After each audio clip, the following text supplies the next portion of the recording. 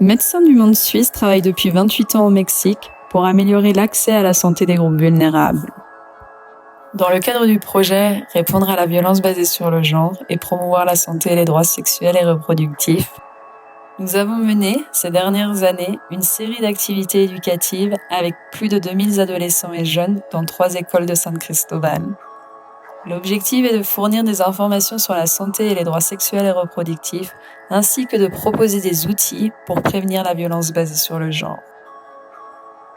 Une des stratégies éducatives les plus significatives pour les adolescentes a été de passer par l'art, que ce soit à travers la photographie, le pochoir, la radio, le stop motion ou l'écriture créative.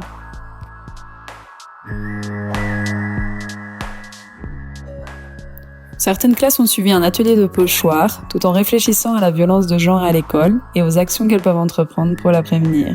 À la fin du cours, ils ont réalisé un collage sous forme de journal avec leurs images qui a été exposé à l'entrée principale de l'école. Dans une autre école, un groupe d'adolescents participant à un atelier d'écriture créative a réalisé une série de textes traitant de leur vécu autour des mythes de l'amour romantique, de la connaissance de soi, de l'estime de soi et de la responsabilité affective.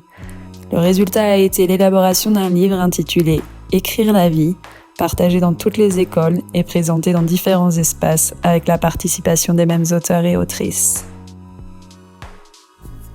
Récemment, certains groupes ont participé à des ateliers de théâtre pour réfléchir sur la manière de construire des relations saines et sans violence. À l'issue de ce processus, ils ont réalisé plusieurs interventions dans leurs écoles, sous forme de petites pièces de théâtre ou performances. L'une d'elles s'est tenue dans le cadre de la Journée internationale pour l'élimination de la violence à l'égard des femmes. En plus des activités artistiques, les adolescents et adolescentes participent à des ateliers scolaires où ils reçoivent des informations sur l'utilisation des méthodes contraceptives, la prévention des infections sexuellement transmissibles, la prévention des grossesses non désirées, la gestion des menstruations et les soins collectifs. Ils ont également réfléchi au consentement éclairé dans les relations de couple et à la prévention de toute forme de violence.